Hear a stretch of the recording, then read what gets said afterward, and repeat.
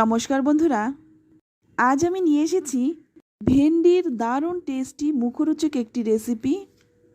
আর এটা এভাবে যদি আপনারা একবার বানিয়ে খান, বারবার কিন্তু এভাবেই বানাবেন। যে ভেন্ডি খেতে অপছন্দ করে সেও কিন্তু চেয়ে চেয়ে খাবে।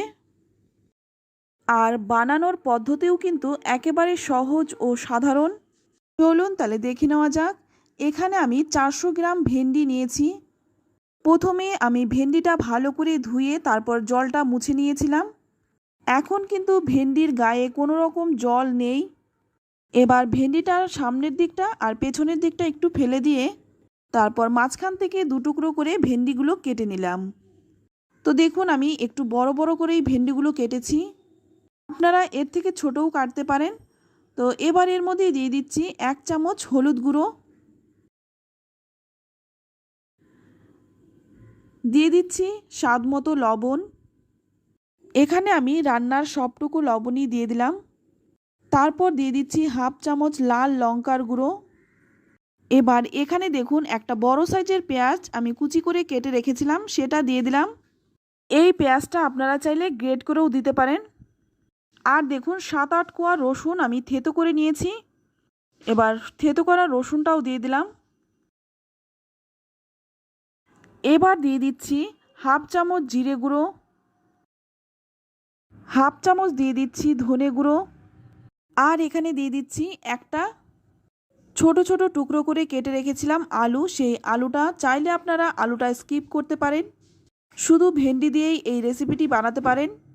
যারা আলু খেতে পছন্দ করেন তারা দেবেন, আর যারা পছন্দ করেন না তারা বাদ দিয়ে দেবেন। এবার এখানে দিয়ে দিচ্ছি 2 চামচ সর্ষের তেল। আর এখানে কিন্তু সর্ষের তেলটাই দেবেন, অন্য কোনো রকমের তেল দেবেন না। তারপর খুব ভালো করে হাতে মেখে নেব। মাখাটা ভালো হলে রান্নাটাও কিন্তু ভালো হয়। তো দেখুন এখানে আমি ভালো করে মেখে নিলাম। এবার রান্নাটা করার জন্য কড়াই গরম করে নিয়ে এর মধ্যে দিয়ে দিচ্ছি 2 চামচ সর্ষের তেল। তেলটা গরম হয়ে গেলেই ফোড়নে দিয়ে দিচ্ছি 1/2 চামচ গোটা জিরে, খুব সামান্য একটু হিং, আর দিয়ে দিচ্ছি সামান্য একটু জোয়ান। হিং আর জোয়ানটা দিলে এর স্বাদটা কিন্তু খুবই ভালো হয়। একবার এইভাবে ফোড়নটা দিয়ে দেখবেন, ভীষণ টেস্টি হয় খেতে। ফোড়নটা কয়েক সেকেন্ড ভেজে নিয়ে তারপর এর মধ্যে মেখে রাখা আলু ভেন্ডিগুলো দিয়ে দিলাম। তো এখানে আমি ছোট্ট একটা টিপস বলছি, ভেন্ডি কিন্তু একটা পিচ্ছিল সবজি, তাই ভাজার সময় প্রথমে 5 মিনিট হাই হিটে একটু নাড়াচাড়া করে ভেজে নেবেন। তবে খুব বেশি কিন্তু নাড়াচাড়া করা যাবে না, একটু নেড়ে নিয়ে তারপর কিন্তু 1 মিনিট ছেড়ে দিতে হবে, তারপর আবারও একটু নাড়তে হবে।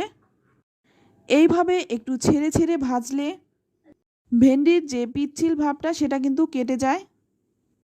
তো আবারও কিন্তু নেড়ে চেড়ে নিচ্ছি।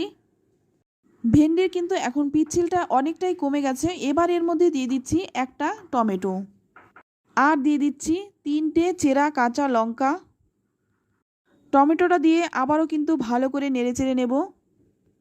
তবে আপনারা যদি একটু টক টক পছন্দ করেন সেক্ষেত্রে আরও 2টো টমেটো বাড়িয়ে দিতে পারেন। 4-5 মিনিট ভেজে নেওয়ার পর এবার এখানে একটা ঢাকা দিয়ে ঢেকে 5 মিনিট রেখে দেব। এই সময় গ্যাসের আঁচটা লো টু মিডিয়ামে রাখতে হবে। 5 মিনিট পর ঢাকনাটা খুলে নিলাম। এবার আবারও কিন্তু কিছুক্ষণ ভেজে নেব। এইভাবে ভেন্ডি রান্না করলে রুটি, পরোটা, গরম গরম ডাল ভাতের সাথে খেতে দারুণ লাগে। আবারও কিন্তু একটা ঢাকা দিয়ে রাখবো। এইভাবে ঢেকে ঢেকে ভেন্ডিগুলো কিন্তু রান্না করে নেব। এখন কিন্তু ভেন্ডিটা অনেকটাই সেদ্ধ হয়ে গেছে, দেখে বুঝতেই পারছেন আলু ভেন্ডি খুব ভালো করে সেদ্ধ হয়ে গেছে। এবার দেখুন একটা কাঁটা চামচ দিয়ে আমি দেখিয়ে দিচ্ছি, আলুটা কিন্তু খুব ভালো করে সেদ্ধ হয়ে গেছে। আর মশলাটাও কিন্তু খুব ভালো করে ভাজা হয়ে গেছে। তো আপনারা যদি টকটক খেতে পছন্দ করেন আর টমেটো যদি হাতের কাছে না থাকে সেক্ষেত্রে এখানে 1 চামচ আমচুর পাউডার কিংবা 1 চামচ লেবুর রস এখানে দিতে পারেন। আর এখন কিন্তু রান্নাটা হয়ে গেছে, এবার আমি নামিয়ে নিচ্ছি। রান্নাটা কিন্তু খুবই সহজ, সাধারণ, মুখরোচক একটি রেসিপি। এটা আপনারা যে কোনো কিছুর সাথে সার্ভ করতে পারেন। খুব কম সময়ে খুবই টেস্টি একটি রেসিপি। ভেন্ডি যদি এইভাবে না খেয়ে থাকেন, একবার এইভাবে রান্নাটা করুন। আমি বলছি আপনাদের ভীষণ ভালো লাগবে। আর আমার এই মুখরোচক টেস্টি ভেন্ডির রেসিপিটি যদি আপনাদের ভালো লাগে, লাইক, কমেন্ট ও শেয়ার করতে ভুলবেন না। আর আমার চ্যানেলে নতুন বন্ধু হয়ে থাকলে চ্যানেলটা সাবস্ক্রাইব করে নেওয়ার অনুরোধ রইল। আর রান্নাটা কিন্তু একদম ঘরোয়া উপকরণেই করা হয়েছে।